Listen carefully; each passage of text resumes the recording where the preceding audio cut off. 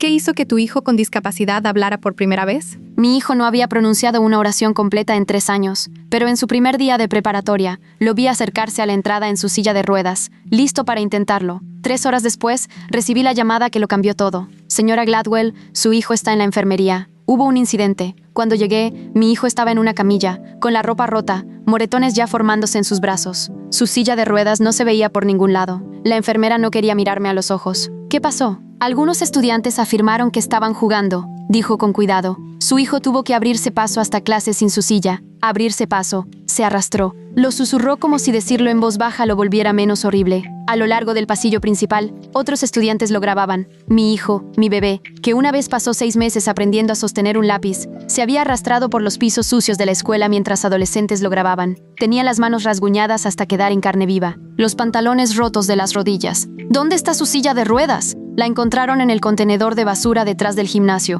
Las ruedas están dañadas. Quise gritar. En cambio, me arrodillé junto a mi hijo. No quería verme. Solo seguía haciendo ese pequeño sonido en la garganta. Su advertencia de que se avecinaba una crisis. ¿Quién hizo esto? El director, el señor Garrett, entró. Estamos investigando, pero los estudiantes involucrados afirman que en realidad son sus amigos, que trataban de ayudarlo. ¿Ayudarlo robándole su silla de ruedas? Están diciendo que estas marcas. Señaló los moretones de mi hijo. Ya estaban ahí, de casa. La sala se quedó helada. Disculpe, afirman que usted y su esposo lo maltratan, que trataban de documentarlo por su seguridad. Eso es ridículo. ¿Sí? De pronto entró una mujer, traje sastre, portapapeles, ojos muertos. Soy Marisa Ferrara, de Servicios de Protección Infantil. Recibimos varios reportes sobre lesiones en su hijo, de los niños que lo sacaron de su silla de ruedas, de estudiantes preocupados que dicen haber presenciado maltrato continuo. Se corrigió. Necesitaremos entrevistar a su hijo. Mi hijo ahora se mecía, su mecanismo habitual para autorregularse. Marisa anotó algo. ¿Suele estar agitado en casa? Está agitado porque fue agredido.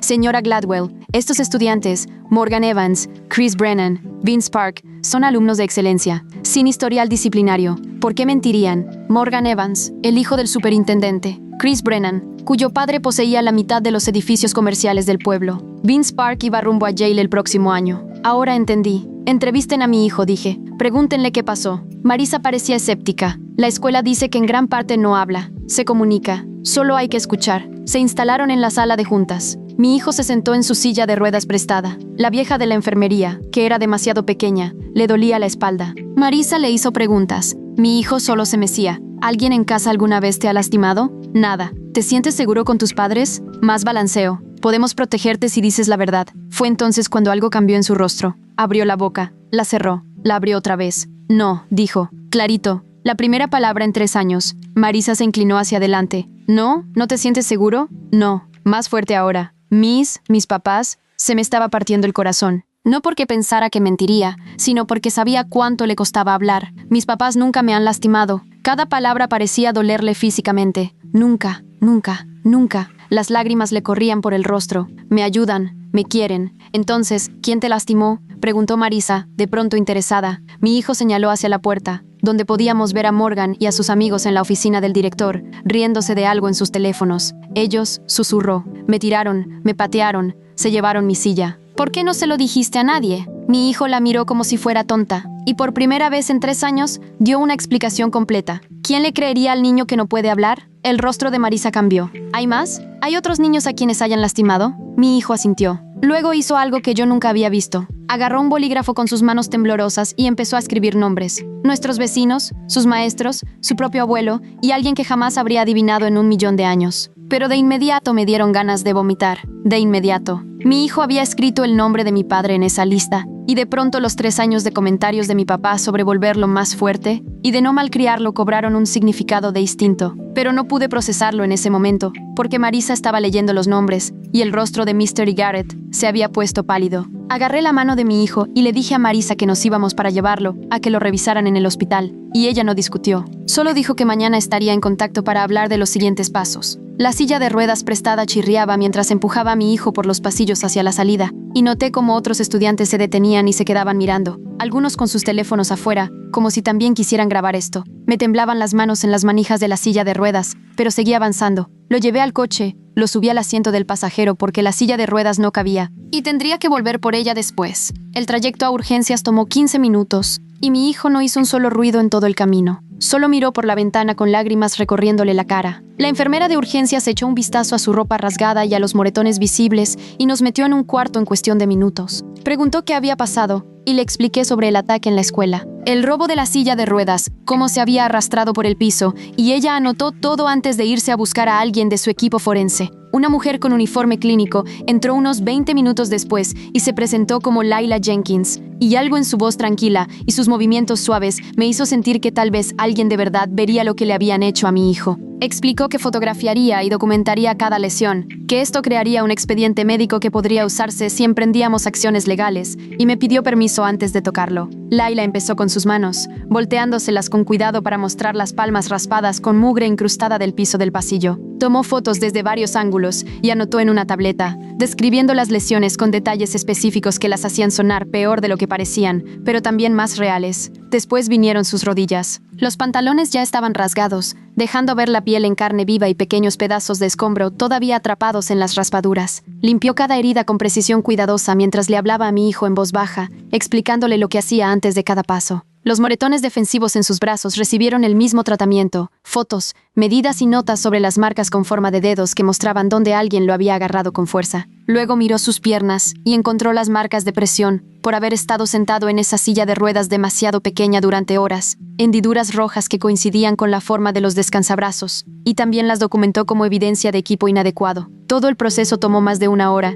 y mi hijo se mantuvo sorprendentemente quieto durante todo, solo emitiendo esos sonidos en la garganta unas cuantas veces, cuando ella tenía que tocar los puntos particularmente dolorosos. Para cuando Layla terminó, el sol se estaba poniendo afuera de las ventanas del hospital, y mi esposo entró al cuarto viéndose asustado y confundido. Había recibido mi mensaje sobre el hospital y manejado directo desde el trabajo, todavía con su uniforme de la planta. Salí con él al pasillo y tuvimos una conversación en voz baja, que se sintió demasiado alta en el corredor silencioso. Quería saber si debíamos esperar a ver qué hacía la escuela antes de contratar a un abogado, preocupado por el costo y preocupado de que hacer esto más grande de alguna manera empeorara las cosas para nuestro hijo. Ya estaba buscando en mi teléfono a abogadas y abogados especializados en derechos de personas con discapacidad, porque sabía con absoluta certeza que la escuela iba a proteger a esos niños y a sus familias importantes antes que a nuestro hijo. Él seguía diciendo que debíamos darles la oportunidad de arreglarlo, que irnos de inmediato por la vía legal podría arruinar cualquier posibilidad de trabajar juntos. Pero yo había visto la expresión de Mr. Garrett cuando esos niños nos culparon por los moretones. Había oído al hijo del superintendente riéndose en esa oficina mientras entrevistaban a mi hijo para el DIF. La voz de mi esposo se fue poniendo más tensa mientras hablábamos, los dos intentando mantenerla baja para que nuestro hijo no nos oyera discutir. Y al final, dijo: bueno, busca abogados, pero no estaba convencido de ese enfoque. Yo quería gritar que no había ningún enfoque bueno cuando agreden a tu hijo en la escuela y luego lo acusan de ser abusado en casa, pero en vez de eso solo asentí y dije que lo resolveríamos juntos. Esa noche, después de que llegamos a casa y dejamos acomodado a nuestro hijo, me fui sola en el coche a la estación de policía mientras mi esposo se quedó con él. El detective que tomó mi declaración tenía ese tipo de rostro neutral y profesional que se sentía frío, pero al menos anotó todo. Describí el robo de la silla de ruedas, cómo lo arrastraron por la fuerza, la grabación, los moretones, la silla destruida y el bote de basura, y él asintió mientras tecleaba todo en su computadora. Explicó que los casos de agresión que involucraban a menores se complicaban, sobre todo cuando los estudiantes acusados decían que solo estaban tratando de ayudar a un amigo, y especialmente cuando la víctima tenía dificultades de comunicación que hacían complicado testificar. Pero prometió una investigación exhaustiva. Dijo que revisaría cualquier evidencia en video e interrogaría a los testigos y me dio un número de caso para referencia. Le pregunté qué pasaría con los chicos y dijo que eso dependía de la oficina del fiscal una vez que revisaran la evidencia. Podría ser cualquier cosa, desde programas de desvío hasta cargos juveniles, dependiendo de lo que encontraran. Toda la entrevista tomó unos 40 minutos, y cuando regresé caminando a mi coche, sentí que acababa de reportar un crimen que en realidad nadie creía que fuera un crimen. A la mañana siguiente, mi teléfono sonó a las 8 y era Marisa, de CPS. Dijo que necesitaba programar una visita al hogar y detalló lo que llamó un plan de seguridad preliminar que me hizo caer el estómago en ese mismo instante. En mi cocina, querían inspeccionar nuestra casa, entrevistar por separado a los miembros de la familia, observar cómo interactuábamos con nuestro hijo, revisar su habitación, nuestro refrigerado R y sus expedientes médicos. Dije que sí a todo porque sabía que no tenía opción, pero la implicación de que tal vez nosotros éramos el peligro me hizo querer aventar el teléfono por toda la habitación. Marisa programó la visita para dentro de 2 días y me recordó que la cooperación era importante. Y yo dije que no teníamos nada que ocultar mientras pensaba en lo violada que me iba a sentir al tener a una desconocida juzgando nuestro hogar y nuestra crianza.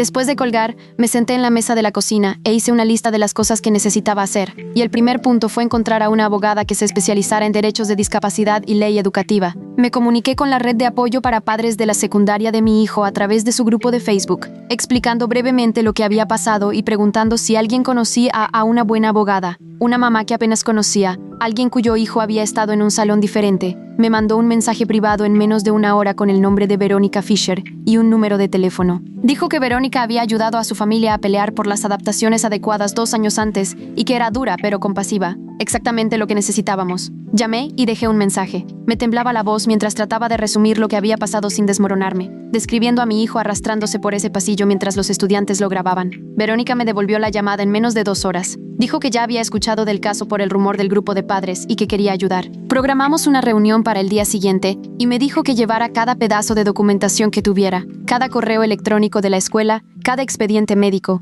cada foto. Colgué sintiendo que tal vez había encontrado a alguien que de verdad pelearía por nosotros, en lugar de intentar que todo esto desapareciera en silencio. Esa noche mi hijo tuvo un berrinche enorme provocado por verse de reojo en el espejo del baño. Los moretones en su cara se habían oscurecido a un morado intenso, y las raspaduras en sus manos ya tenían costra, y ver sus propias heridas pareció desatar algo dentro de él. Empezó a mecerse con fuerza, haciendo esos sonidos en la garganta que significaban que estaba perdiendo el control, y me senté en el piso del baño con él. No intenté detener el mecerse ni hacerlo hablar, solo me quedé cerca y mantuve mi voz baja y firme, mientras él lo iba superando. Pasó una hora, luego otra, y poco a poco el mecerse se fue frenando, y los sonidos se hicieron más silenciosos hasta que solo estaba recargado contra mí, agotado. Me di cuenta, sentada allí sobre el frío piso de azulejo, de que este trauma iba a estar con él por mucho tiempo, sin importar la justicia que lográbamos obtener, que incluso si castigaban a esos chicos y hacían responsable a la escuela, mi hijo seguiría cargando con esto. Al día siguiente me reuní con Verónica en su oficina del centro,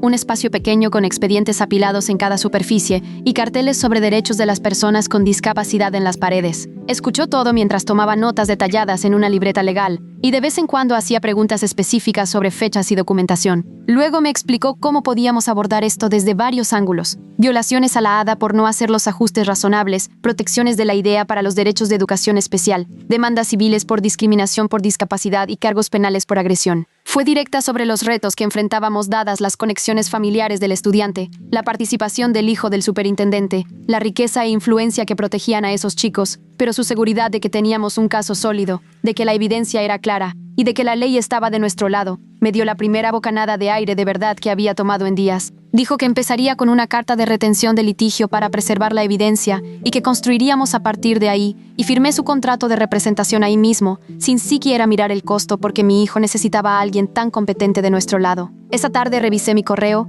y encontré un mensaje del distrito escolar enviado a todos los padres. Describía un desafortunado malentendido entre estudiantes y elogiaba el compromiso de la escuela con el liderazgo estudiantil y la resolución de conflictos. No mencionaba la agresión, no mencionaba una silla de ruedas robada, no mencionaba a un estudiante con discapacidad obligado a arrastrarse por el piso, solo lenguaje cuidadoso sobre malentendidos y los valores del distrito. Se lo reenvié a Verónica con las manos temblorosas y ella respondió de inmediato que eso era evidencia de su estrategia de relaciones públicas para minimizar lo que pasó, que ya estaban tratando de controlar la narrativa antes de que nosotros pudiéramos decir la verdad. Esa noche apareció en internet un breve clip de video, publicado de forma anónima en un grupo local de Facebook. Alguien había filmado a mi hijo en el piso del pasillo, rodeado de estudiantes con sus teléfonos afuera grabándolo. El ángulo mostraba su rostro, mostraba el miedo y la confusión. Lo mostraba tratando de impulsarse hacia adelante con las manos raspadas. Lo vi una vez y me sentí físicamente enferma. La vergüenza de que desconocidos vieran a mi hijo así me hizo querer borrar todas las cuentas de redes sociales que tenía. Pero se lo mandé a Verónica y ella me llamó en cuestión de minutos para decirme que esa evidencia pública en realidad fortalecía nuestro caso, que la escuela no podía alegar que se trataba de un asunto privado entre amigos. Cuando había prueba en video de lo que pasó y varios estudiantes involucrados en grabarlo, mi hijo se vio en ese video cuando otro estudiante se lo mandó por mensaje. Yo estaba en la cocina cuando escuché el golpe de su teléfono contra la pared y corrí a su cuarto para encontrarlo golpeándose la cabeza con ambos puños. Le sujeté las manos y llamé a mi esposo, y juntos pasamos 2 horas usando cada técnica que habíamos aprendido a lo largo de los años para ayudarlo a salir de eso, apartándole las manos, manteniendo nuestras voces tranquilas, sin sujetarlo demasiado porque eso lo empeoraba, solo estando presentes mientras él procesaba esos sentimientos abrumadores. Intentamos usar su app de comunicación, pero no podía concentrarse lo suficiente para teclear. Solo seguía golpeándose y meciéndose hasta que por fin quedó exhausto y se desplomó contra mí. Mi esposo y yo nos miramos por encima de la cabeza de nuestro hijo y pude ver que los dos estábamos pensando lo mismo, que nos íbamos a asegurar de que esos chicos y esa escuela entendieran exactamente lo que le habían hecho a nuestro hijo. Fijé la vista en el nombre de mi papá en esa lista y sentí que se me revolvía el estómago. Los otros nombres eran de maestros, un vecino, personas a las que podía enfrentarme, pero ver la letra de mi propio papá ahí me hizo querer vomitar de inmediato. Agarré el papel y lo doblé antes de que alguien más en esa sala de juntas pudiera ver todos los nombres. Luego le agradecí a Marisa por su tiempo y saqué a mi hijo de ahí lo más rápido que pude. Conducimos de regreso a casa en silencio. Mi hijo estaba agotado de tanto hablar y de que yo intentara asimilar que mi papá lo había escuchado, y yo nunca lo supe. Esa noche no pude dormir. Solo seguía pensando en todas las veces que había dejado a mi hijo solo con mi papá, en todas las veces que confié en él. A la mañana siguiente llamé a Verónica antes de que mi hijo siquiera despertara y le conté sobre la lista, sobre que el nombre de mi papá estaba en ella. Ella escuchó sin interrumpir. Luego dijo que mandaría ese mismo día las cartas de preservación de pruebas a todos los involucrados. La escuchaba teclear mientras hablábamos, ya redactando el aviso formal. Me explicó que enviaría cartas al distrito escolar, a las 3 familias de los chicos que lastimaron a mi hijo, al superintendente, al consejo escolar, al asesor legal del distrito. Las cartas exigirían que conservaran toda la evidencia, incluidos videos, mensajes de texto, correos electrónicos, expedientes disciplinarios, cualquier cosa relacionada con lo que pasó. Dejaría claro que no nos íbamos a ir en silencio, que venía una acción legal seria. Aprobé todo y colgué sintiendo que al menos algo avanzaba, aunque me sintiera enferma por lo de mi papá. Esa tarde, Marisa llegó para la visita domiciliaria que había programado, con portapapeles en mano, y esa misma expresión profesional que no dejaba ver nada. Recorrió nuestra casa cuarto por cuarto, haciendo preguntas sobre nuestras rutinas diarias, cómo disciplinamos a nuestro hijo, qué atención médica recibe. La seguí por toda la casa contestando todo con honestidad mientras me sentía como una criminal siendo investigada en mi propia casa. Abrió nuestro refrigerador y miró adentro, revisando que tuviéramos suficiente comida, supongo. Entró al cuarto de mi hijo y examinó su cama, su equipo médico, sus dispositivos de comunicación. Pidió ver sus expedientes médicos y saqué el grueso folder que guardo con toda su documentación, años de visitas al doctor, sesiones de terapia y citas con especialistas. Marisa lo hojeó con cuidado, tomando notas en su portapapeles. Preguntó sobre los medicamentos, sobre su horario diario, sobre quién lo supervisa y cuándo. Cada pregunta se sentía como una acusación, aunque su tono siguiera siendo neutral. Mi esposo llegó del trabajo en plena visita y pude ver cómo se tensó de inmediato al ver a Marisa sentada en nuestra mesa de la cocina, con sus papeles extendidos. Él también respondió sus preguntas, explicando cómo nos repartíamos las tareas de cuidado, cómo coordinábamos sus citas médicas y cómo manejábamos sus crisis. Todo tomó casi 2 horas, y al final me sentía agotada y enojada de que tuviéramos que demostrar que no estábamos abusando de nuestro propio hijo. Esa noche, después de que Marisa por fin se fue, estaba haciendo la cena cuando mi celular vibró con un mensaje de Facebook de alguien llamado Glenn Caldwell. Casi lo ignoré, pensando que era spam, pero el texto de vista previa mencionaba los derechos de las personas con discapacidad y temas de educación. Lo abrí y leí que era un periodista que cubría esos temas para el periódico local y que había oído sobre lo que le pasó a mi hijo. Me preguntó si estaría dispuesta a hablar al respecto. Dijo que quería contar la historia como debía ser y poner en evidencia cómo las escuelas les fallan a los estudiantes con discapacidad. Me quedé mirando el mensaje por un buen rato, con el dedo suspendido sobre el botón de responder. Una parte de mí quería decir que sí de inmediato. Quería que alguien contara públicamente la verdad sobre lo que hicieron esos chicos y cómo la escuela los protegió. Pero otra parte estaba aterrada de empeorar las cosas, de que la cara y el nombre de mi hijo salieran en el periódico, de más atención y de más gente juzgándonos. Le dije a Glenn que necesitaba pensarlo y hablarlo con mi abogada. Luego cerré Facebook e intenté concentrarme en poner la cena en la mesa. Al día siguiente recibí una llamada de un número que no reconocí, y cuando contesté, una voz de mujer preguntó si yo era la madre del chico que había resultado herido en la preparatoria. Todo mi cuerpo se tensó, listo para otro ataque o acusación, pero dijo que su hija tenía autismo y asistía a la misma escuela, y que quería que supiera que Morgan y sus amigos se habían burlado de su hija varias veces durante el último año. Describió incidentes en la cafetería, en los pasillos, comentarios crueles sobre las conductas de autoestimulación de su hija y sus dificultades sociales. Cada vez que se lo reportaba a la escuela, lo desestimaban como burlas normales de adolescentes, niños siendo niños, nada grave. Dijo que tenía demasiado miedo de denunciarlo formalmente porque su hija se graduaría en unos cuantos meses y no quería poner eso en riesgo ni hacer que su hija se convirtiera en blanco de más acoso. Pero quería que yo supiera que no estaba sola, que esto era un patrón, que Morgan había lastimado a otros niños y se había salido con la suya por quien era su padre. Después de colgar, me quedé sentada sintiendo esa extraña mezcla de validación y rabia. Validación de que no estaba loca, de que esto no era solo sobre mi hijo, de que había un patrón de comportamiento que la escuela ignoraba. Rabia de que otros niños hubieran sufrido y nada cambiara, de que la escuela protegiera a los abusones en lugar de a las víctimas. Esa noche mi esposo y yo tuvimos nuestra primera pelea de verdad desde que todo esto empezó. Él había sido comprensivo en todo, pero cuando le conté sobre Glenn, el periodista, y que estaba considerando hablar con él, la cara de mi esposo cambió. Dijo que le preocupaba que nuestro hijo se convirtiera en un espectáculo público, que desconocidos se enteraran de nuestros asuntos, que las familias de los chicos nos atacaran con más fuerza si salíamos a la luz. Yo argumenté que el silencio era exactamente lo que permitía que gente como Morgan se saliera con la suya lastimando a niños, que tal vez la presión pública era la única manera de forzar un cambio real. Fuimos y vinimos por más de una hora, con la voz cada vez más alta, ninguno de los dos cediendo. Él seguía diciendo que solo quería proteger a nuestra familia, mantenernos seguros y en privado. Yo seguía diciendo que hablar era la manera en que protegía a nuestro hijo, que así me aseguraba de que esto no le pasara a otros niños. No resolvimos nada antes de dormir, solo nos fuimos a la cama enojados, en lados opuestos del colchón, y me quedé ahí, en la oscuridad, sintiendo este nuevo estrés encima de todo lo demás. A la mañana siguiente revisé mi correo y encontré un mensaje de la escuela proponiendo una reunión para discutir lo que llamaban un enfoque de justicia restaurativa. Abrí el archivo adjunto y leí su propuesta con una incredulidad cada vez mayor. Querían facilitar una conversación entre mi hijo y los estudiantes involucrados, hacer que hablaran de lo que había pasado y trabajar hacia la reconciliación. La propuesta incluso sugería que uno de esos estudiantes sirviera como compañero de apoyo de mi hijo para ayudarlo a desenvolverse en la escuela y construir relaciones positivas. Lo leí 2 veces para asegurarme de estar entendiendo correctamente su descaro. Querían que mi hijo se sentara con los chicos que lo sacaron de su silla de ruedas, que lo grabaron arrastrándose,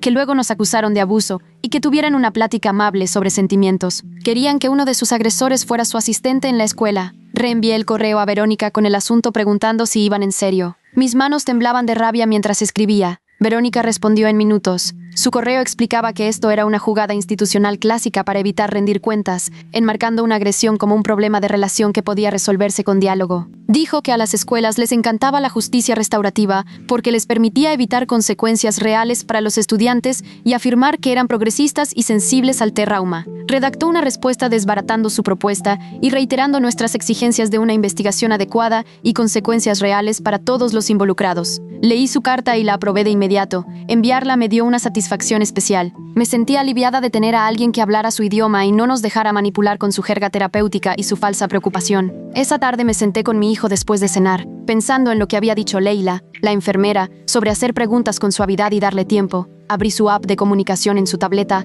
y le pregunté si había otras personas que lo habían visto y que necesitábamos conocer. Me miró por un largo momento, luego empezó a teclear despacio en la pantalla con sus dedos temblorosos. Le tomó casi 20 minutos, tecleando y borrando, y tecleando otra vez. Su cara se arrugaba en concentración. Finalmente, giró la tableta hacia mí y leí los nombres que había puesto. Algunos los esperaba por la lista escrita en papel que había hecho en la escuela. Algunos eran nuevos y luego volví a ver el nombre de mi padre. Esta vez estaba escrito claramente y mi corazón se rompió otra vez. Le pregunté a mi hijo si quería contarme qué pasó con el abuelo y él escribió frases cortas describiendo cómo mi padre le agarraba los brazos demasiado fuerte. Le gritaba por hacer steaming, le decía que era débil y que necesitaba hacerse más duro. Cada palabra se sentía como un cuchillo. Llamé a mi padre esa noche después de que mi hijo se quedó dormido. Mis manos sudaban mientras marcaba. Cuando contestó, no me molesté con cortesías. Solo le pregunté directamente si alguna vez había lastimado a mi hijo. Hubo un silencio larguísimo del otro lado de la línea y entonces mi padre dijo que solo estaba tratando de enseñarle a ser más fuerte.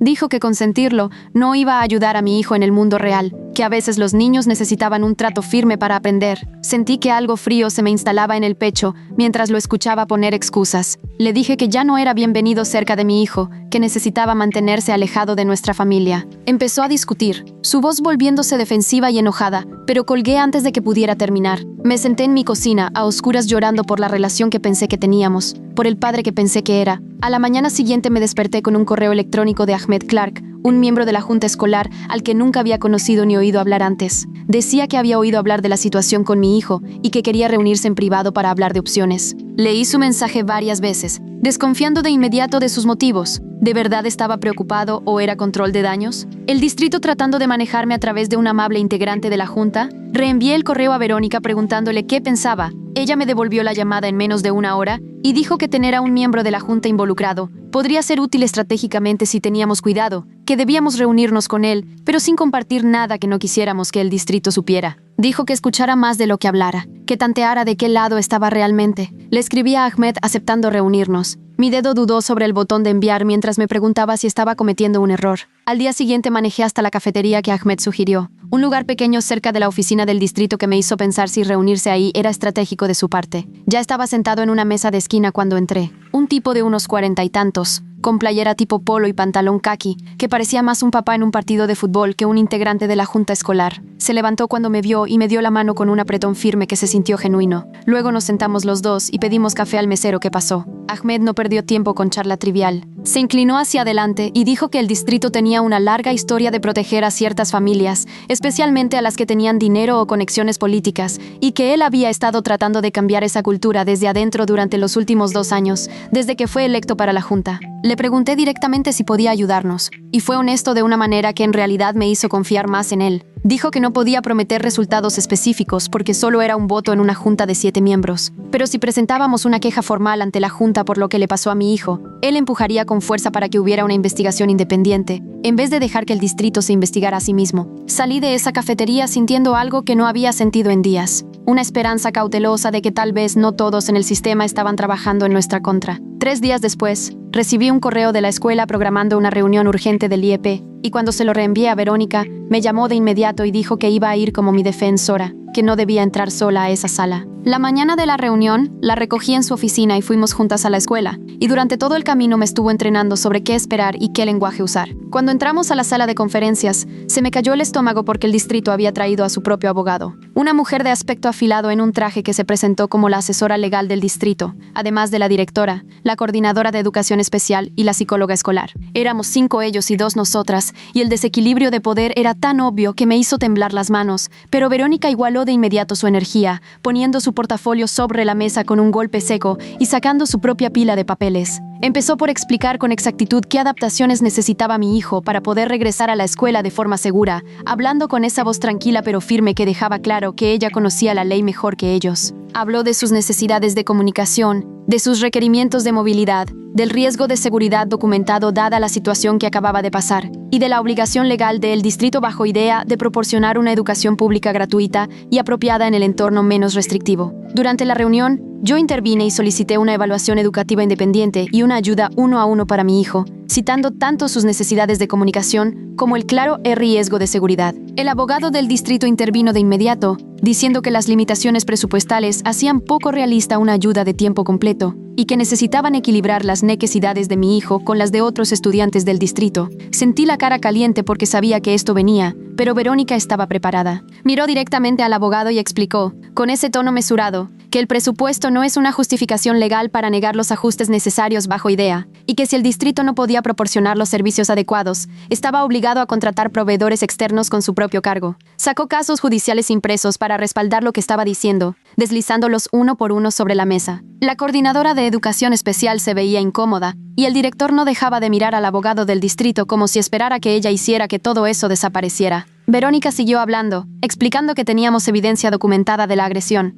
expedientes médicos que mostraban las lesiones de mi hijo y declaraciones de testigos sobre la omisión de la escuela para intervenir, y que todo eso pasaría a formar parte del registro público si teníamos que presentar una solicitud de debido proceso. Esa tarde, después de llegar a casa y de seguir procesando todo lo que pasó en esa reunión, mi teléfono sonó con un nuevo correo de una dirección que no reconocí. La línea de asuntos solo decía material de video de seguridad, y mi corazón empezó a latir con fuerza antes de que siquiera lo abriera. El correo en sí estaba vacío excepto por un archivo adjunto, un video que tardó 1 minuto en descargarse. Cuando le di reproducir, vi las imágenes de la cámara de seguridad del pasillo del día del incidente y pude ver todo. La marca de tiempo mostraba que era justo antes del periodo de almuerzo. Mi hijo se estaba desplazando por el pasillo en su silla, y luego Morgan y sus amigos lo rodearon. Y aunque no había audio, pude verlos riéndose y agarrando su silla de ruedas. Los vi levantar a mi hijo de su silla y dejarlo en el piso, Vi cómo se llevaban su silla mientras él intentaba alcanzarla. Y entonces vi algo que me hizo temblar tanto que casi se me cae el teléfono. Varios adultos pasaron de largo.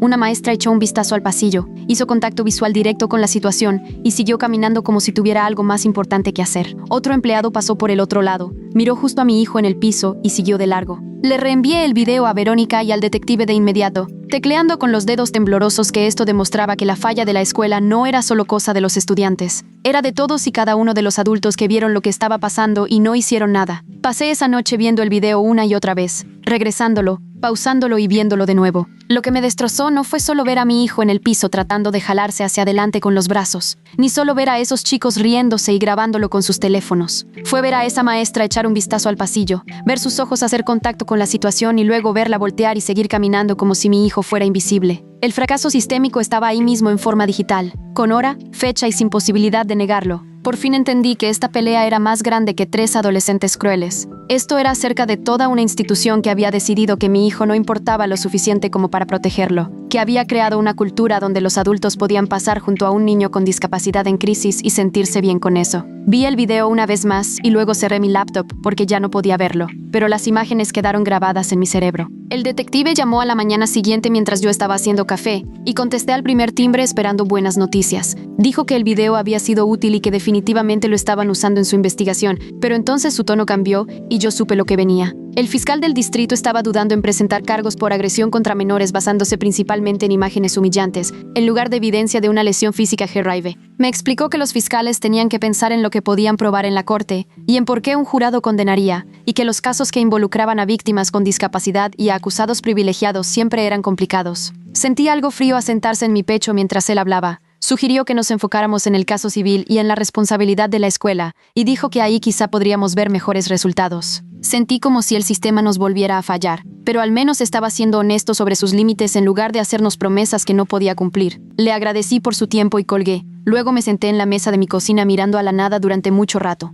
Cuando llamé a Verónica más tarde esa mañana para contarle sobre la llamada del detective, no pareció sorprendida. Dijo que de todos modos había estado pensando en nuestra estrategia y que quería cambiar nuestro enfoque. Sugirió que presentáramos una demanda por derechos civiles contra el distrito por discriminación, por discapacidad y por no protegerlo, lo que pondría una presión seria para que llegaran a un acuerdo e implementaran cambios reales en la política. Explicó los riesgos con su estilo directo de siempre. Sería público, lo que significaba que nuestros nombres y la situación de mi hijo estarían en documentos judiciales a los que cualquiera podría acceder. Tomaría tiempo, probablemente meses o incluso más de un año antes de que viéramos alguna resolución. Y quizá no ganaríamos todo lo que estábamos pidiendo, porque los jurados eran impredecibles y los jueces tenían mucha discrecionalidad. Pero también explicó que no hacer nada significaba que el siguiente niño con discapacidad que se inscribiera en ese distrito enfrentaría el mismo trato, la misma indiferencia institucional, los mismos adultos pasando de largo cuando necesitara ayuda. Le dije que necesitaba hablar con mi esposo antes de tomar esa decisión, pero ya sabía cuál iba a ser mi respuesta.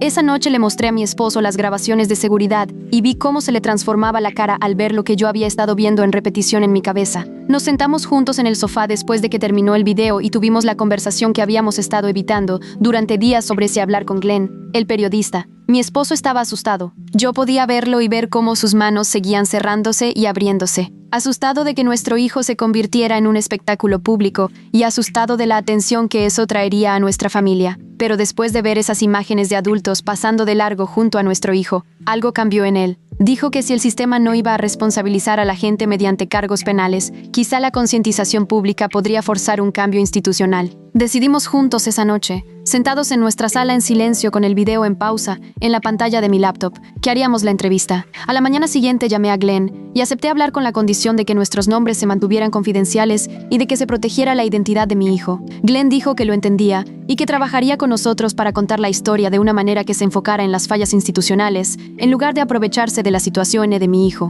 2 días después, sonó mi teléfono con un número que no reconocí. Y cuando contesté, una mujer se presentó como Lucille Horton, la supervisora de CPS que estaba revisando los hallazgos iniciales de Marissa. Su tono era notablemente distinto al de Marissa, más mesurado y menos sospechoso desde la primera frase. Dijo que había revisado toda la documentación, consultado los expedientes médicos del hospital, examinado las grabaciones de seguridad y entrevistado al personal de la escuela. Reconoció que la evidencia respaldaba claramente nuestra versión de lo que había ocurrido y que los reportes coordinados en nuestra contra Parecían haber sido en represalia, probablemente presentados por las familias de los estudiantes involucrados para sembrar confusión. Me explicó que, aunque no podía cerrar el caso de inmediato, porque el protocolo exigía cierto plazo, estaba rebajando las preocupaciones de seguridad y reduciendo la frecuencia del monitoreo. Tendríamos una visita de seguimiento más en un mes, y luego el caso se cerraría sin hallazgos. Le agradecí y sentí que se me quitaba un pequeño peso, aunque todavía estaba enojada de que la investigación hubiera ocurrido en primer lugar. Enojada de que nos hubieran sometido a esa capa extra de trauma, solo porque algunas familias ricas querían proteger a sus hijos. Esa noche estaba en la cocina preparando la cena cuando mi hijo entró usando su aplicación de comunicación en su tableta.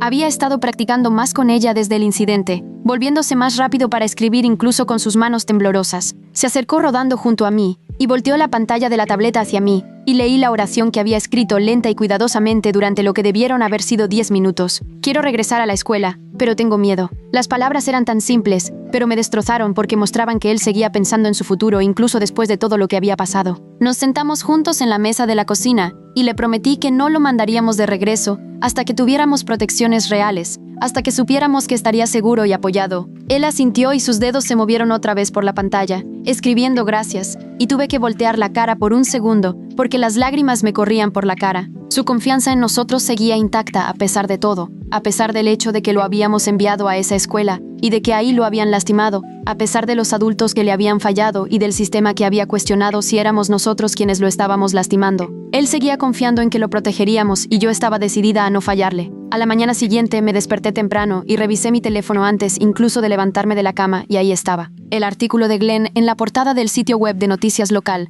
con un titular sobre discriminación por discapacidad en nuestro distrito escolar. Lo leí 2 veces, con el corazón latiéndome con fuerza mientras veía cómo había expuesto todo sin usar nuestros nombres. Las imágenes de seguridad mostrando a adultos pasando junto a mi hijo, el patrón de proteger a ciertas familias mientras ignoraban a estudiantes con discapacidad que necesitaban ayuda. Había incluido citas de Verónica sobre lo que la ley exige en cuanto a adaptaciones y protección. Y para cuando terminé mi café y revisé Facebook, el artículo ya se estaba compartiendo en 3 grupos distintos de padres con decenas de comentarios. Padres a quienes nunca había conocido estaban etiquetando a amigos y escribiendo sobre cómo esto por fin explicaba cosas que habían notado. Y yo me senté en la mesa de mi cocina viendo cómo las compartidas subían a 50, luego a 100, sintiendo que algo cambiaba de una manera que yo no habría podido hacer que sucediera por mi cuenta. Esa tarde, el distrito escolar publicó un comunicado oficial en su sitio web y en redes sociales, llamando al artículo de Glenn incompleto y engañoso, defendiendo su compromiso de servir a todos los estudiantes con dignidad y respeto. Leí su respuesta cuidadosamente redactada y sentí la mandíbula apretada al ver cómo lo hacían sonar como si Glenn se hubiera equivocado en los hechos, pero entonces empecé a desplazarme por la sección de comentarios y pasó algo inesperado. Otros padres estaban compartiendo sus propias historias. Una mamá cuyo hijo con síndrome de Down fue encerrado en un baño por sus compañeros mientras los maestros ignoraban la solicitud de ayuda de su hijo. Un papá cuya hija con epilepsia fue acusada de fingir convulsiones para llamar la atención. Padre tras padre describiendo cómo los administradores habían hecho la vista gorda cuando sus hijos con discapacidad enfrentaban acoso o se les negaban adaptaciones básicas. La presión pública estaba creciendo en los comentarios y las compartidas de una manera que se sentía más grande que solo nuestra situación, y tomé capturas de pantalla de algunas de las historias para enviárselas a Verónica porque mostraban que esto no era un incidente aislado, sino un patrón. Esa noche estaba preparando la cena cuando mi teléfono vibró con un correo de Ahmed, el miembro de la junta escolar que se había reunido conmigo en la cafetería. Él escribió que esa tarde la Junta había celebrado una sesión de emergencia y había aprobado fondos para un investigador independiente que revisara cómo había manejado el distrito nuestro incidente y, en términos más generales, examinara sus políticas de adaptación para personas con discapacidad. No era todo lo que necesitábamos, pero sí era un avance tangible. Era el tipo de cosa que no habría ocurrido sin el artículo de Glenn presionándolos y sin Ahmed empujando desde dentro del sistema. Reenvié el correo a Verónica y a mi esposo, y por primera vez en semanas, sentí que tal vez de verdad estábamos avanzando en lugar de solo pelear por mantenernos en el mismo lugar. 2 días después, Marisa apareció para su entrevista de seguimiento, y pude notar de inmediato que algo había cambiado en la forma en que se acercó a nosotras. Repasó su lista e hizo sus preguntas, pero esta vez estaba claramente solo completando el proceso requerido en lugar de buscar problemas. Recorrió nuestra casa y anotó que nuestro hijo parecía bien cuidado, que nuestro hogar era seguro, limpio y apropiado para sus necesidades, que los expedientes médicos y los horarios de terapia mostraban un cuidado constante. Se sentó en la mesa de nuestra cocina y nos dijo que las acusaciones contra nosotras no estaban respaldadas por ninguna evidencia y que recomendaría que el caso se cerrara sin hallazgos. Le agradecí y sentí que se me quitaba un pequeño peso de los hombros,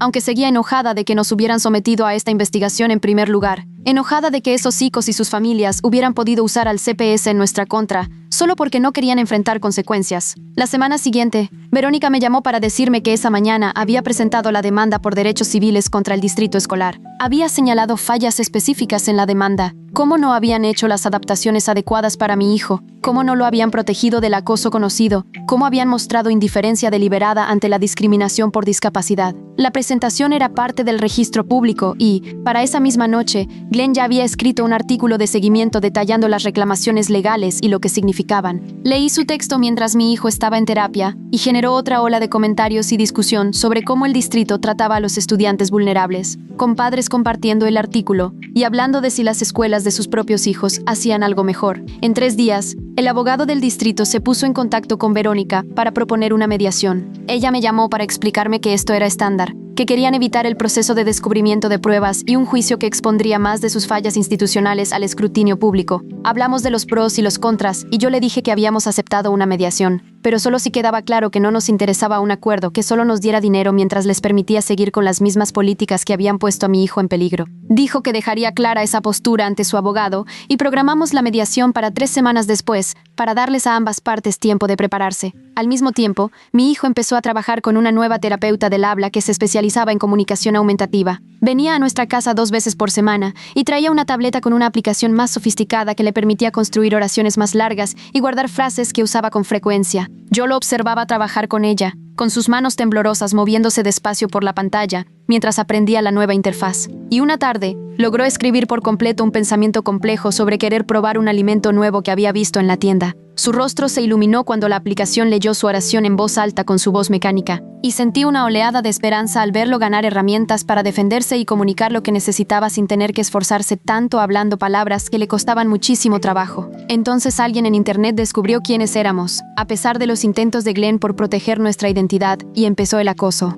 Empezaron a llegar mensajes a mi bandeja de entrada de Facebook llamándome una madre que buscaba atención y acusándome de estar explotando la discapacidad de mi hijo por dinero y fama. Alguien creó una cuenta falsa para comentar en cada publicación que yo hacía, acusándome de entrenar a mi hijo para mentir y de usarlo como peón en una demanda. Yo capturé todo en pantalla y se lo envié a Glenn, quien me aconsejó documentarlo todo, ajustar mis configuraciones de privacidad y no engancharme con los acosadores, por más que quisiera defenderme. Días después, escribió otro artículo sobre cómo las familias que alzan la voz por discriminación por discapacidad suelen enfrentar este tipo de represalias, cómo está diseñado para silenciarlas y hacer que se echen para atrás, y leerlo me ayudó a entender que el acoso significaba que estábamos amenazando a personas que se beneficiaban del sistema actual. Mi esposo y yo tuvimos otra conversación difícil esa semana sobre el impacto que esta lucha estaba teniendo en nuestra familia. Se sentó frente a mí en la mesa de la cena, después de que nuestro hijo se quedó dormido, y me dijo que le preocupaba que se violara la privacidad de nuestro hijo y también nuestra seguridad, ahora que la gente estaba enviando mensajes amenazantes. Yo le dije que sentía que por fin nos estaban escuchando después de años de que nos desestimaran e ignoraran,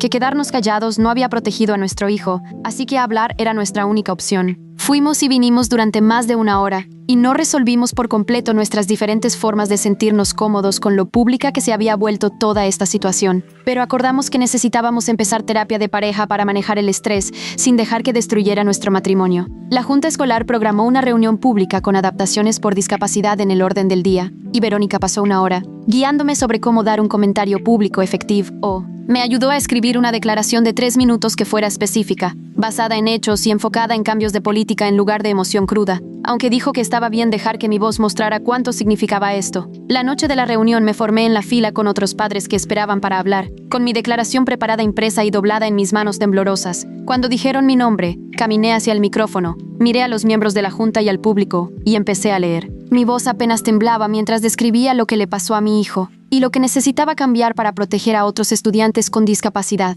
La sala quedó completamente en silencio mientras hablaba, y cuando terminé y regresé a mi asiento, podía sentir decenas de ojos sobre mí, algunos comprensivos y otros hostiles, pero al menos ahora habían escuchado la verdad directamente de mí, en vez de filtrada a través de declaraciones oficiales y control de daños. 2 días después de la reunión de la Junta, recibí una llamada de alguien que se identificó como administrador del distrito y que quería discutir opciones para resolver nuestras preocupaciones sin más acción legal. Me expuso su propuesta por teléfono. El distrito proporcionaría tutorías privadas para mi hijo en casa durante el resto del año. Cubriría todos sus costos de terapia, incluyendo al nuevo especialista en comunicación, y nos ofrecería un pago de $15,000. A cambio, firmaríamos un acuerdo para no discutir el incidente públicamente y retirar la demanda por derechos civiles. Le dije que necesitaba hablar con mi abogada y colgué. Cuando llamé a Verónica, no se sorprendió en absoluto. Me explicó que los distritos a menudo intentan comprar silencio porque es más barato que pelear un caso que expone fallas sistémicas y que el requisito del NDA era el verdadero objetivo, porque nos impediría advertir a otras familias o presionar por cambios en las políticas. Hablamos de los pros y los contras durante casi una hora.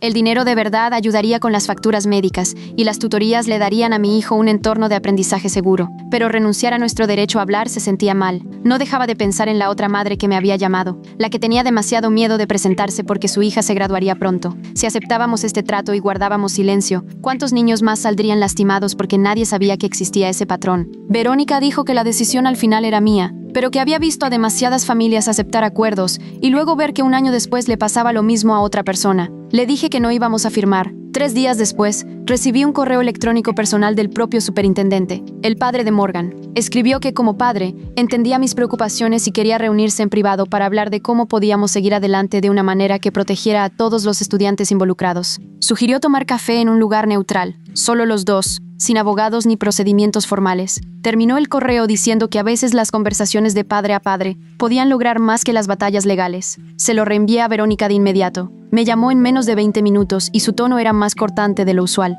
Me explicó que esa era una táctica clásica de intimidación disfrazada de reconciliación, que él quería presionarme para que me echara para atrás, o lograr que yo dijera algo sin protección legal que luego pudieran usar en nuestra contra. Me aconsejó firmemente que no me reuniera con él bajo ninguna circunstancia. Pasé esa noche redactando una respuesta por correo con la guía de Verónica. La mantuve profesional y breve, diciendo que toda comunicación sobre este asunto debía hacerse a través de mi abogada y copiando a Verónica en el mensaje. Le di enviar y sentí esa extraña mezcla de alivio y ansiedad, sabiendo que acababa de rechazar una solicitud directa de alguien con un poder significativo en nuestra comunidad. El reportaje de investigación de Glenn salió el lunes por la mañana siguiente y era mucho más largo y detallado que su primer artículo. Había entrevistado a 3 abogados distintos de derechos de las personas con discapacidad, quienes todos dijeron que nuestro distrito tenía tasas significativamente más altas de negación de apoyos en comparación con distritos similares del estado. Incluyó citas de 2 exempleados del distrito que hablaron de forma anónima sobre la presión que habían sentido para minimizar los costos de educación especial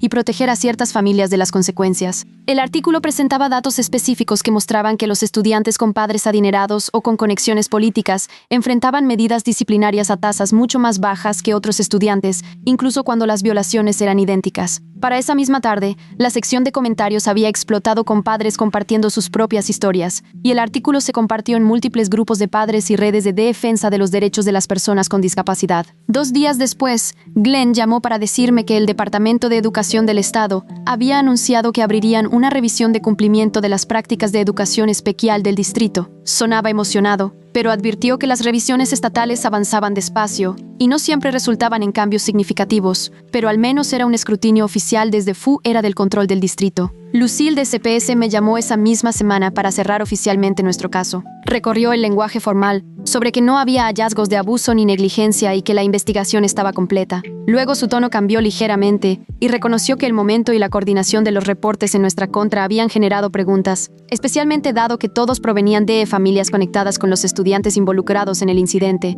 Oficialmente no pudo decir más que eso, pero la implicación era clara. Se ofreció a conectarnos con servicios de apoyo familiar que podrían ayudarnos con cuidado de respiro y recursos de terapia, y explicó que, aunque el caso ya estaba cerrado, seguíamos calificando para programas de apoyo voluntario. Acepté de inmediato porque necesitábamos desesperadamente más ayuda para poder con todo. Esa tarde me mandó por correo electrónico una lista de contactos y recursos, y sentí gratitud de que al menos una persona del sistema nos hubiera tratado con una decencia básica, incluso mientras seguía procedimientos que parecían diseñados para castigarnos por alzar la voz. Ahmed se puso en contacto para actualizarme sobre el investigador independiente que había contratado la Junta. No podía compartir demasiado porque la investigación era confidencial, pero me dijo que el investigador tenía una sólida trayectoria en derecho de las personas con discapacidad y cumplimiento educativo, y que no era alguien que fuera a redactar un informe maquillado solo para proteger al distrito. Reuní toda nuestra documentación, saqué copias de todo, incluido el video de seguridad, y creé una cronología escrita detallada de cada interacción desde el primer día de clases hasta ese momento. La asistente del investigador se comunicó conmigo para programar una reunión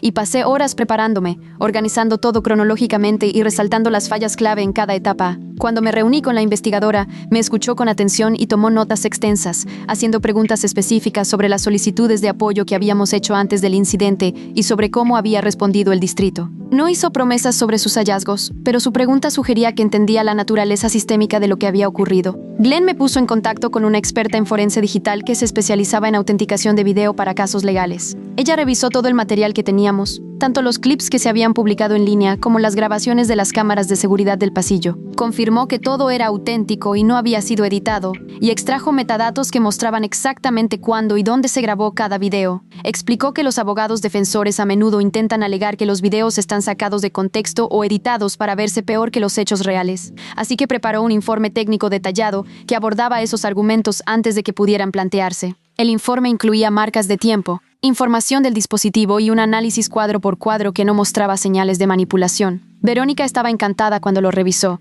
diciendo que este tipo de testimonio pericial podía ser crucial en la mediación, porque eliminaba cualquier margen para que el distrito afirmara que los videos no mostraban lo que claramente mostraban. La semana siguiente, recibí una llamada de un abogado que representaba a Vince Park. Explicó que Vince quería disculparse directamente con nuestra familia y estaba dispuesto a proporcionar una declaración detallada sobre lo que pasó y quién más estuvo involucrado a cambio de que apoyáramos una reducción de las consecuencias para él. El abogado tuvo cuidado de presentarlo como remordimiento genuino en lugar de una estrategia, pero yo no podía saber cuál de las dos cosas era en realidad. Le dije que necesitaba hablarlo con mi abogado y con mi hijo antes de tomar cualquier decisión. Esa noche, me senté con mi hijo y usé su aplicación de comunicación para explicarle la petición. Se tomó mucho tiempo para escribir su respuesta, con las manos temblándole mientras iba formando las palabras. Por fin, la aplicación leyó su respuesta en voz alta. Dijo que estaba enojado con todos ellos, pero que Vince era el único que parecía arrepentido. Y quería escuchar lo que Vince tuviera que decir, aunque eso no arreglara nada. Llamé a Verónica al día siguiente y hablamos sobre si esto era una rendición de cuentas genuina o solo Vince tratando de conseguir un castigo más leve. Ella dijo que podía ser ambas cosas, que las motivaciones de la gente rara vez son puras, pero que tener a uno de los estudiantes dispuesto a proporcionar un testimonio detallado sobre el incidente y la planificación detrás de él podría fortalecer nuestro caso de manera significativa. Acordamos considerarlo, pero no hicimos ninguna promesa de apoyar una reducción de consecuencias. Mi hijo me sorprendió unos días después al usar su aplicación de comunicación para decirme algo que había estado guardándose. Escribió despacio y con cuidado, armando un mensaje largo sobre una maestra de la escuela. Dijo que había una maestra llamada la señorita Ann Broderick, que solía hacer comentarios en clase sobre cómo necesitaba endurecerse y que recibir un trato especial no le estaba ayudando a aprender a enfrentarse al mundo real. Describió cómo a veces ignoraba sus solicitudes de apoyo durante la clase, como tiempo extra en las tareas o permiso para usar su dispositivo de comunicación, y cómo eso lo hacía sentir como si pedir ayuda estuviera mal. Dijo que otros niños habían escuchado sus comentarios y eso los hacía pensar que tratarlo mal estaba bien. Me sentí fatal al leer sus palabras, porque significaba que el problema iba mucho más allá de 3 adolescentes crueles. Los adultos que se suponía debían protegerlo habían creado, en cambio, un ambiente donde lastimarlo parecía aceptable. Documenté de inmediato todo lo que me contó y se lo envié a Verónica, quien lo agregó a nuestro creciente expediente de fallas del distrito. Verónica presentó al día siguiente una moción de emergencia para obtener medidas cautelares. Le pidió al tribunal que ordenara al distrito proporcionarle de inmediato a mi hijo una silla de ruedas debidamente ajustada para reemplazar la que había sido dañada, asignarle un asistente 1-a-1 capacitado que se especializara en apoyo de comunicación y crear un plan de seguridad supervisado que incluyera rutas específicas por los pasillos y revisiones regulares del personal. La moción incluía toda nuestra evidencia, los informes de peritos y la documentación detallada de cada acomodación que el distrito había dejado de proporcionar. La audiencia quedó programada para la semana siguiente. Verónica me llamó después de presentar la moción para decirme que se sentía con una esperanza cautelosa, dado lo sólida que era nuestra evidencia y la atención pública que el caso había generado. Pero me advirtió que los tribunales avanzaban despacio y que incluso una resolución favorable tal vez no nos daría todo lo que necesitábamos. La reacción de los padres me pegó más fuerte de lo que esperaba. Alguien inició una petición en la página de Facebook de la Asociación de Padres y Maestros, alegando que yo estaba dañando la reputación de la escuela y haciéndoles las cosas más difíciles a todos los estudiantes al exigir acomodaciones costosas que sacarían dinero de los programas de educación regular. La petición tenía más de 100 firmas en 2 días. Empecé a escuchar cuchicheos en la tienda de abarrotes y a ver cómo personas que conocía de los eventos escolares cruzaban la calle para evitar hablar conmigo. Una madre que yo había considerado amable publicó en Facebook que algunos padres solo estaban buscando sacar dinero y usando a sus hijos para llamar la atención. No me nombró directamente, pero todos sabían a quién se refería. Me quedé en mi coche en el estacionamiento después de ver esa publicación y solo lloré porque sabía que alzar la voz sería difícil, pero no estaba preparada para lo personales y crueles que se sentirían los ataques. Esa noche tuve que recordarme una y otra vez que su comodidad con que todo siguiera igual no me hacía estar mal por exigir que mi hijo estuviera seguro en la escuela, pero aún así dolía que me trataran como el problema en lugar de las personas que realmente habían lastimado a mi hijo. Ahí arriba, de inmediato, el nombre de mi propio padre estaba ahí en la página y la letra temblorosa de mi hijo, y la traición me cortaron más hondo que cualquier cosa que Morgan o sus amigos hubieran hecho, porque esto era familia, alguien que se suponía que debía protegerlo. Tomé fotos de todo lo que él había escrito con mi teléfono. Me temblaban tanto las manos que tuve que apoyarlas en la mesa para poder enfocar. Marisa observó todo esto desarrollarse con una expresión completamente distinta a la de antes. Ya no era la investigadora sospechosa, sino alguien que entendía que había llegado a algo mucho más grande que un incidente de patio escolar. Le preguntó a mi hijo si se sentía seguro de irse a casa conmigo, y él asintió de inmediato, extendiendo la mano hacia la mía con sus dedos raspados. Salimos de la escuela esa tarde con la tarjeta de Marisa y la promesa de que daría seguimiento a todos los nombres que él había proporcionado, no solo investigándonos a nosotros. La audiencia de emergencia ocurrió 3 días después en un juzgado pequeño que olía a madera vieja y a pulimento para pisos. Verónica había presentado la moción la mañana después de nuestra reunión y, de alguna manera, consiguió una cita frente a una jueza más rápido de lo que yo creía posible. Mi hijo estaba sentado a mi lado en su silla de ruedas prestada. La aplicación de comunicación estaba abierta en la tableta que habíamos llevado. La abogada del distrito era una mujer alta con un traje caro, que no dejaba de mover papeles y susurrarle al superintendente, quien había aparecido personalmente, probablemente porque su propio hijo estaba involucrado. La jueza era una mujer mayor con el cabello canoso recogido firmemente hacia atrás y miró a mi hijo con el primer interés genuino que yo había visto en cualquier autoridad en todo este lío. Verónica se puso de pie y explicó lo que estábamos pidiendo, exponiendo las fallas de seguridad documentadas y la necesidad inmediata de adaptaciones. Entonces hizo algo brillante. Le preguntó a la jueza si mi hijo podía dar testimonio usando su aplicación de comunicación y que ella leyera en voz alta sus respuestas escritas para que quedaran registradas. La abogada del distrito objetó de inmediato, alegando que no era un testimonio adecuado si él no hablaba por sí mismo. Pero la jueza la frenó en seco. Dijo que la ley exigía adaptaciones razonables para testigos con discapacidades, y si este joven podía comunicarse mediante tecnología, eso era exactamente lo que iban a permitir. Ver a mi hijo escribir sus respuestas fue una de las cosas más difíciles que he presenciado. La jueza le preguntó directamente qué había pasado ese día, y él tecleó despacio, con cuidado, construyendo cada oración palabra por palabra, mientras toda la sala esperaba en silencio. Verónica leyó en voz alta mientras él tecleaba. Describió cómo Morgan y Chris le agarraron la silla de ruedas, cómo Vince lo estaba grabando con su celular, cómo lo aventaron al piso, cómo se arrastró por el pasillo mientras los estudiantes se reían y tomaban videos. Escribió sobre el miedo de no poder conseguir ayuda, sobre adultos que pasaban de largo sin detenerse. Luego la jueza le preguntó si se sentía seguro de regresar a la escuela sin protección, y él escribió una sola palabra que Verónica leyó con una voz que se le quebró un poco: no. La jueza se inclinó hacia adelante y preguntó por qué no, y mi hijo escribió una respuesta más larga sobre cómo la escuela le había prometido mantenerlo a salvo, pero no lo hizo. Cómo los chicos que lo habían lastimado seguían ahí. Cómo tenía miedo de que volviera a pasar porque nadie lo detuvo la primera vez. Al final, sus dedos estaban temblando sobre la pantalla y tuve que apretar el borde de mi silla para no estirarme y jalarlo hacia mis brazos. El rostro de la jueza había cambiado por completo. Miró al abogado del distrito y le hizo una pregunta que me apretó el pecho de esperanza. Quería saber por qué, con todo lo que se había documentado, el distrito no había proporcionado ya los ajustes básicos que mi hijo necesitaba para estar seguro en la escuela.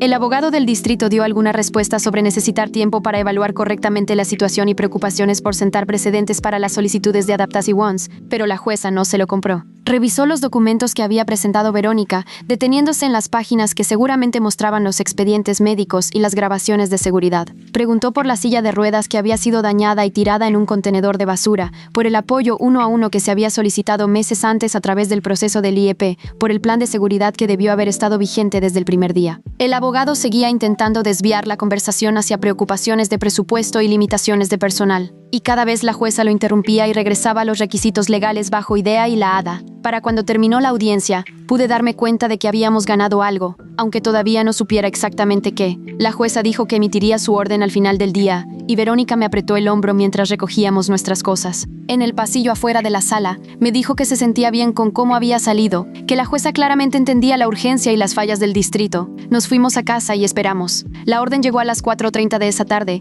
y Verónica me llamó para leerme las partes importantes importantes antes de enviarme el documento completo por correo electrónico. La jueza había emitido una orden temporal que obligaba al distrito a proporcionar de inmediato a mi hijo una silla de ruedas bien ajustada para reemplazar la que había sido dañada. Tenían que asignarle un apoyo 1-a-1 capacitado y especializado en apoyo de comunicación, alguien con credenciales reales y dispositivos de comunicación aumentativa. Tenían que desarrollar un plan de seguridad por escrito que incluyera rutas específicas y vigiladas a través de la escuela, revisiones regulares con personal designado y un protocolo para reportar cualquier incidente de acoso o bullying. La orden les daba 5 días hábiles para implementar todo y les exigía presentar ante el tribunal prueba de cumplimiento. No era todo lo que habíamos pedido en la demanda, pero sí era una protección real con la fuerza de la ley detrás. Me senté en mi sofá leyendo la orden completa en mi celular, y por primera vez en semanas, sentí que mis hombros se relajaban un poco. Parte de la tensión constante se soltaba porque alguien con poder real, por fin había visto lo que estaba pasando, y había hecho algo al respecto. El distrito anunció sus decisiones disciplinarias 2 días después, en un correo electrónico que se envió a todos los padres y al personal. Morgan y Chris recibieron suspensiones de 10 días cada uno, y tenían que completar 40 horas de servicio comunitario con una organización que atendía a personas con discapacidades. Las consecuencias para Vince fueron más severas porque era mayor y porque había sido él quien principalmente había grabado. Fue suspendido por el resto del semestre, que era de unas 6 semanas, y se le prohibió participar en las ceremonias de graduación, aunque todavía podía graduarse y recibir su diploma. El correo usaba un lenguaje cuidadoso sobre tomar en serio el acoso y asegurarse de que todos los estudiantes se sintieran seguros, pero en realidad nunca usó la palabra agresión y ni reconoció lo que realmente había pasado. Se lo reenvié a Verónica y me llamó en menos de 10 minutos. Su opinión fue que las consecuencias se sentían inadecuadas dada lo que le habían hecho a mi hijo, pero también señaló que conseguir cualquier disciplina significativa para estudiantes con sus conexiones familiares en realidad era importante. La mayoría de los distritos les habría dado un jalón de orejas y lo habrían dado por resuelto. El hecho de que el propio hijo del superintendente enfrentara una suspensión de 10 días y que su estrella, aceptada en Yale, se perdiera las ceremonias de graduación significaba que la presión pública y la orden judicial estaban funcionando. No era suficiente, ni de lejos, pero era más de lo que habríamos obtenido si nos hubiéramos quedado callados. 2 días después del anuncio disciplinario, el distrito hizo otro movimiento que se sintió más significativo que las consecuencias para los estudiantes. Al señor Garrett, el director que intentó desestimar lo que pasó como si los estudiantes solo estuvieran jugando, lo pusieron discretamente en licencia administrativa mientras esperaban los resultados de la investigación independiente. El anuncio llegó por medio de un correo electrónico de la oficina del superintendente, con un lenguaje vago sobre asuntos de personal y la necesidad de procesos de revisión objetivos. Al mismo tiempo, la enfermera de la escuela, que no había documentado correctamente las lesiones de mi hijo, ni había reportado el incidente a las autoridades, recibió una reprensión informal que quedó asentada en su expediente laboral. Ahmed me mandó un correo privado para decirme que ambas acciones eran resultado directo de la presión que la Junta había estado recibiendo y de los hallazgos preliminares de la investigadora independiente.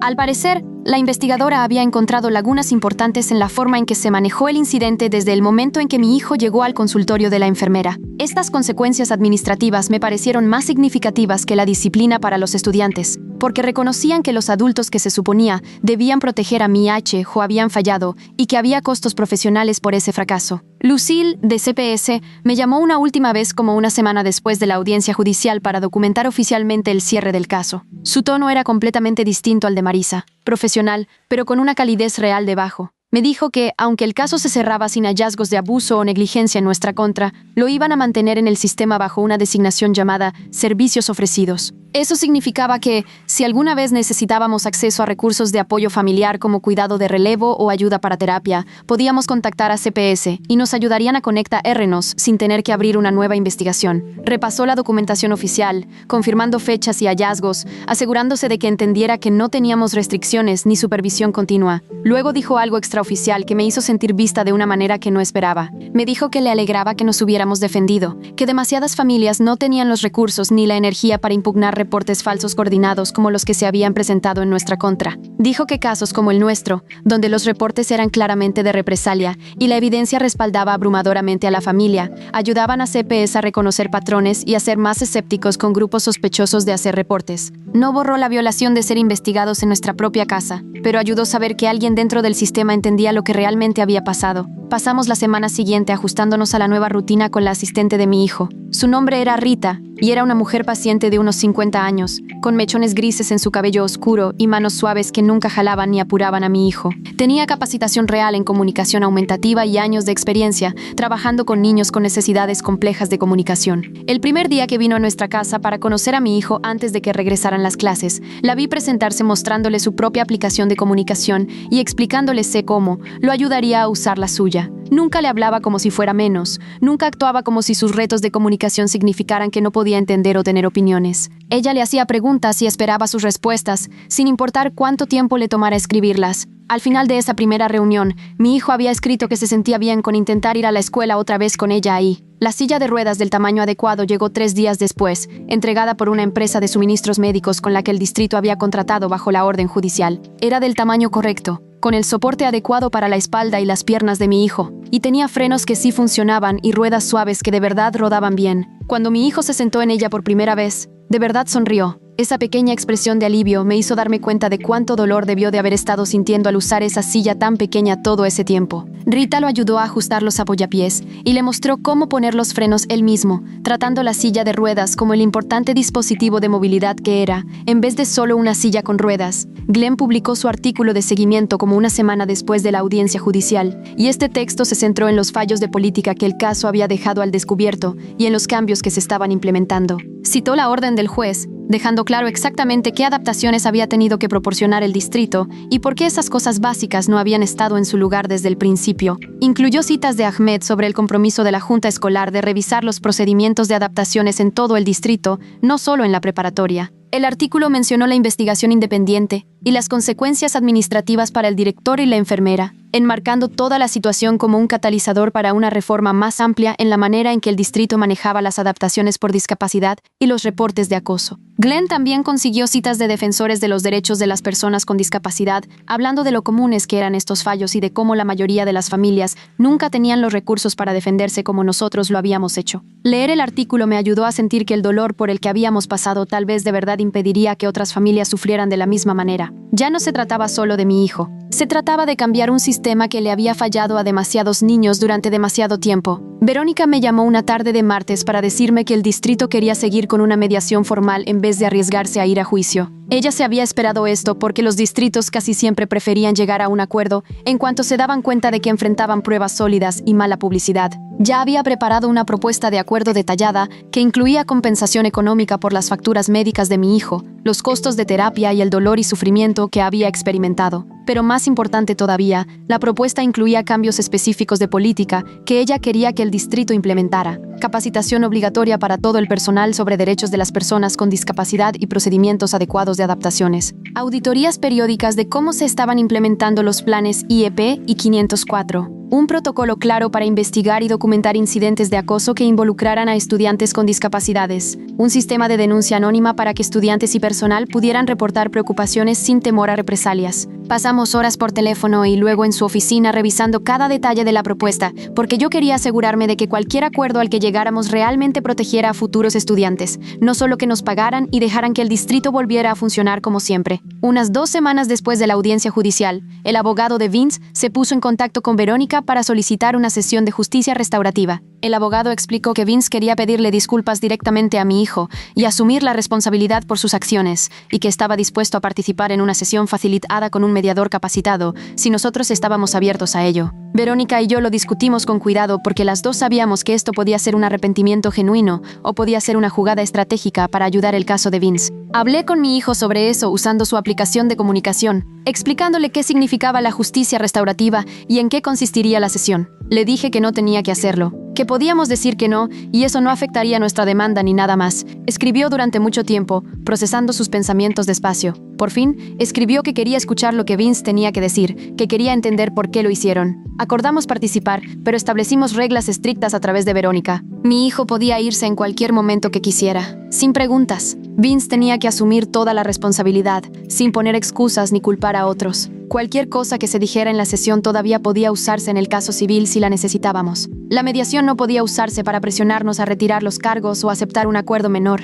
La sesión de justicia restaurativa tuvo lugar un sábado por la mañana en un centro de mediación en el centro, en una sala con sillas cómodas acomodadas en círculo y pañuelos sobre una mesita lateral. La mediadora era una mujer tranquila que explicó el proceso y las reglas otra vez, asegurándose de que todos entendieran que era voluntario y que estaba enfocado en la responsabilidad y el entendimiento. Vince se sentó frente a mi hijo y a mí, sus padres a un lado, viéndose incómodos y preocupados. Rita también estaba ahí porque mi hijo quería su apoyo, y Verónica se sentó junto a mí tomando notas. Vince empezó leyendo una declaración preparada que su abogado claramente lo había ayudado a escribir. Cubría todos los puntos correctos sobre asumir la responsabilidad y entender el daño que había causado, pero sonaba ensayada y legal. Entonces algo cambió. Vince dejó el papel y se le quebró la voz. Dijo que sabía que lo que hicieron estaba mal mientras lo estaban haciendo, que se había sentido enfermo al grabarlo, pero aún así lo hizo porque la aprobación de Morgan se sentía importante y no quería ser el que dijera que no. Habló de ver a mi hijo en el suelo y saber que era cruel, pero convencerse de que solo era una broma que después sería chistosa. Mi hijo usó su app de comunicación para escribir preguntas y Rita las leyó en voz alta. Él preguntó por qué Vince lo grabó en vez de ayudarlo. Preguntó si Vince entendía qué tan asustado estaba, cuánto le dolía. Las respuestas de Vince fueron vacilantes e incómodas, pero parecieron genuinas. Admitió que no se había permitido pensar en el miedo de mi hijo porque eso habría significado aceptar lo que realmente estaban haciendo. La sesión duró casi 2 horas, y al final todos estaban emocionalmente agotados. No arregló nada ni borró lo que pasó, pero fue la única responsabilidad real que habíamos obtenido de cualquiera de los estudiantes involucrados. La única vez que uno de ellos había enfrentado de verdad a mi hijo y admitido la verdad sin abogados ni administradores escolares interfiriendo. Vi cómo la escritura temblorosa de mi hijo formaba letras en ese papel y se me detuvo el corazón cuando vi que el nombre de mi padre aparecía entre los demás. El hombre que antes cargaba a mi hijo en la rodilla cuando era pequeño, que decía amar a su nieto, aparentemente había sido parte del problema desde el principio. Marisa también lo ve y toma nota, y me di cuenta de que esta investigación acaba de volverse mucho más complicada porque ahora no se trata solo de la escuela y esos chicos, se trata de mi propia familia. Esa noche después de que llegamos a casa y mi hijo por fin está dormido, llamo a mi madre y le pregunto directamente si papá alguna vez le hizo daño. Hay una larga pausa al otro lado de la línea y luego admite con voz baja que papá pensaba que el amor duro ayudaría,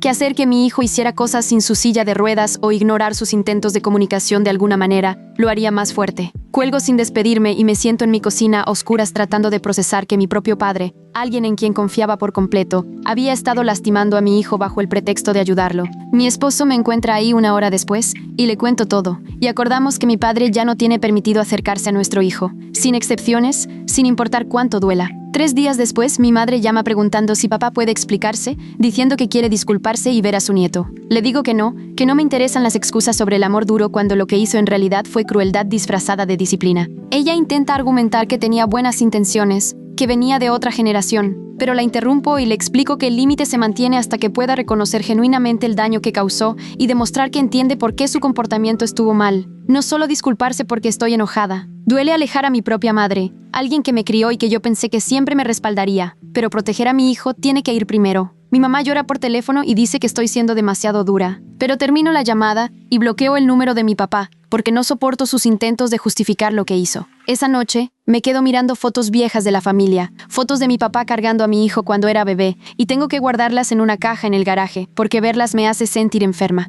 El año escolar sigue, y como 2 semanas después de la sesión de justicia restaurativa, recibo un correo del distrito con un solo aviso de una línea que dice que la maestra Broderick, la maestra que identificó mi hijo, está renunciando con efecto al final del semestre. No hay explicación, no hay reconocimiento de por qué se va, solo una declaración insípida agradeciéndole por sus años de servicio. Se lo reenvío a Verónica, quien confirma que esto es lo típico, que el distrito aceptó su renuncia para evitar el lío de una investigación formal o una audiencia de despido. No hay una confrontación dramática en la que yo pueda decirle a la señorita Broderick exactamente lo que pienso de su actitud despectiva hacia las necesidades de mi hijo. No hay rendición de cuentas pública ni disculpa, solo su ausencia. Se siente vacío porque ella se puede ir en silencio mientras mi hijo carga con el impacto de cómo lo trató. Pero al menos eso significa que ya no tendrá que lidiar con ella si regresa a esa escuela. Le cuento a mi hijo usando su app de comunicación y él me escribe de vuelta que le da gusto que se haya ido, pero que desearía que tuviera que admitir lo que hizo mal. Estoy completamente de acuerdo con él, pero le explico que a veces el sistema protege a los adultos, incluso cuando les fallan a los niños, y precisamente por eso estamos luchando para cambiar las cosas.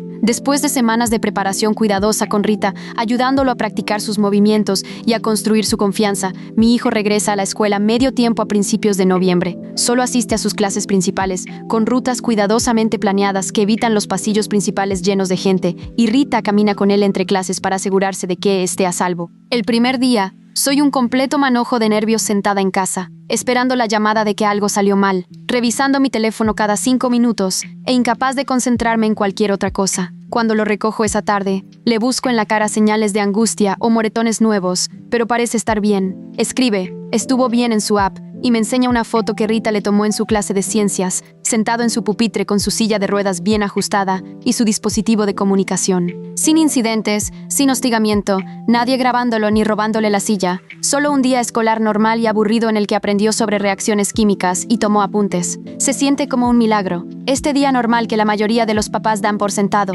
pero que nosotros tuvimos que pelear tanto para hacerlo posible. En el camino a casa, escribe que su maestra de ciencias fue amable y que otro estudiante le hizo una pregunta sobre su app y tengo que orillarme un minuto porque estoy llorando demasiado fuerte para manejar con seguridad. Esa misma semana encuentro un grupo de apoyo para papás de niños con discapacidades que se reúne cada semana en un centro comunitario a unos 20 minutos de nuestra casa. Casi no voy a la primera reunión porque estoy agotada y la idea de hablar con desconocidos sobre todo lo que hemos pasado suena abrumadora, pero algo me hace cruzar esas puertas de todos modos. La sala tiene a unas 12 personas más, papás sentados en círculo con café y galletas en una mesa lateral, y cuando me presento y explico brevemente por qué estoy ahí, varias personas asienten como si hubieran escuchado historias parecidas antes. Durante la siguiente hora, escucho a otros padres hablar de pelear con los distritos escolares por adaptaciones, de lidiar con compañías de seguros que niegan el equipo necesario y de enfrentarse al juicio de personas que no entienden las necesidades de sus hijos. Una mamá cuya hija tiene parálisis cerebral habla de cómo la escuela intentó ponerla en un salón separado, lejos de sus compañeros, y otro papá describió haber pasado 3 años en audiencias de debido proceso para conseguirle a su hijo los servicios adecuados. Entrar a esa junta y escuchar estas historias me hace sentir menos sola de lo que me he sentido en meses, como si hubiera encontrado a personas que entienden este tipo particular de cansancio y determinación que viene de defender a tu hijo en sistemas que no fueron hechos pensando en él. Intercambiamos información de contacto y alguien me agrega a su chat grupal, donde los padres comparten recursos y advertencias sobre proveedores que no ayudan, y me doy cuenta de que encontré a personas que lo entienden de una manera que ni siquiera los amigos bien intencionados lo hacen. A mediados de noviembre, casi 2 meses después de ese primer día terrible, recibo un sobre grueso de CPS con membrete oficial. Adentro está la carta final de cierre, documentando que su investigación no encontró evidencia de abuso o negligencia y que nuestra familia demostró un cuidado y una defensa adecuados para nuestro hijo. La carta señala que nos conectaron con servicios de apoyo y que no se requiere ningún seguimiento adicional, e incluye la firma de Lucille en la parte de abajo. La leo 3 veces para asegurarme de estar entendiendo correctamente que esta parte de la pesadilla realmente ya terminó, y luego la archivo con cuidado en la carpeta junto con toda nuestra otra documentación. Nunca quiero olvidar lo que se sintió que nos investigaran en nuestra propia casa, que alguien escrutara nuestra crianza y cuestionara si le estábamos haciendo daño a nuestro hijo, porque quiero poder ayudar a otras familias que enfrentan reportes falsos similares. Esa noche le digo a mi hijo que CPS cerró el caso y que ya no tendrá que hablar con ellos, y él escribe bien en su app con más fuerza de lo usual. Mi esposo y yo abrimos una botella de vino después de que nuestro hijo se va a dormir, no tanto para celebrar, porque ya se hizo demasiado daño, sino para reconocer que sobrevivimos esta parte y que nuestra familia sigue intacta. El estrés de todo esto ha cobrado un costo real en mi matrimonio, con mi esposo y yo discutiendo más de lo que nunca habíamos discutido y batallando para conectar más allá de la logística de las citas y las juntas legales. Finalmente empezamos terapia de pareja con una terapeuta que se especializa en familias que lidian con el estrés relacionado con la discapacidad y, en nuestra primera sesión, los dos podemos admitir lo asustados que hemos estado y lo diferente que hemos afrontado ese miedo. Mi esposo habla de sentirse impotente y de querer protegernos manteniendo las cosas en privado, preocupado de que la defensa pública nos convirtiera en blancos y le causara más trauma a nuestro hijo. Yo expliqué que la defensa me parecía la única manera en que podía proteger a nuestro hijo, que quedarnos callados habría significado dejar que se salieran con la suya y dejar a otras familias vulnerables al mismo trato. La terapeuta escucha con atención y luego nos ayuda a ver que los dos queremos lo mismo. Solo necesitábamos encontrar maneras de apoyar los enfoques del otro en lugar de pelear por cuál estrategia era la correcta. Nos deja de tarea revisarnos el uno al otro todos los días y ser específicos acerca de qué tipo de apoyo necesitamos, y salimos de esa primera sesión tomados de la mano por primera vez en semanas. Una noche a finales de noviembre, unos 2 meses después del incidente inicial, mi hijo está practicando con su app de comunicación en la mesa de la cocina mientras yo preparo la cena. La ha estado usando con más constancia y se ha vuelto más rápido para teclear sus pensamientos, y de vez en cuando volteo a verlo para ver en qué está trabajando. De repente levanta la vista hacia mí con una expresión que no logro descifrar del todo y toca el botón de salida de voz. La voz mecánica lee en voz alta una oración completa que escribió con cuidado,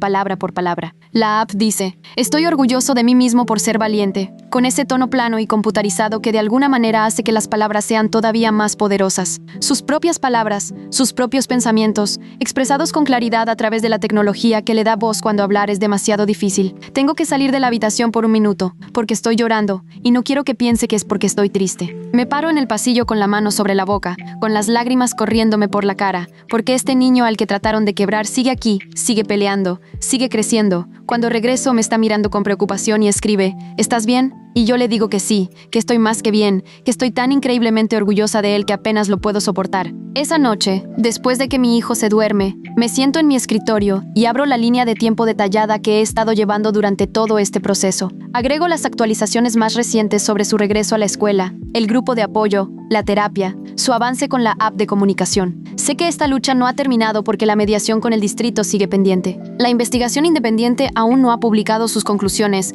y todavía estamos vigilando cómo implementan las adaptaciones ordenadas por la Corte. Pero al revisar todo lo que hemos documentado, puedo ver cuánto hemos avanzado desde ese primer día horrible. Mi hijo está más seguro de lo que estaba con su silla de ruedas bien ajustada, su asistente capacitado y sus herramientas de comunicación. Tiene protecciones legales vigentes que antes no existían.